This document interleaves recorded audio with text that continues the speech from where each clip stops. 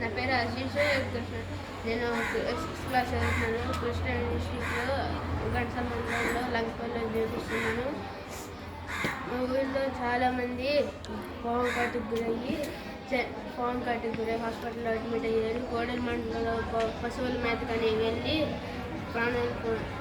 అతనికి ప్రాణం పోయి, దాని ద్వారా నేను స్టిక్ తయారు చేశాను. ఆ సమస్యను తీసుకుని దీంట్లో రాత్రి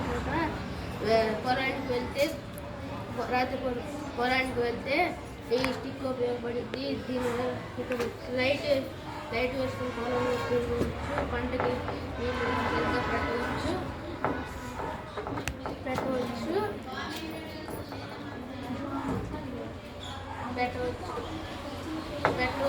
అలాగే ఈ బలం వలన ఈ మోతకి చుట్టుపక్కల ఉన్న జంతువులన్నీ వాడిపోతే తప్పుకుంటే దీని ద్వారా ఫార్మర్స్కి ఎంతో హెల్ప్ఫుల్ అవుతుంది. ఒకవేళ పాము కాటు ఇలాంటి షూస్ ఉండటం వలన షూస్కి కాలుకి ఏమవుదు. ఒకవేళ చేతికి కాటు అంటే గ్లౌజులు ఉంది, గ్లౌజుల వల్ల చేతికి కాటు వేయదు. ఈ కనుక ఏమీ కాదు.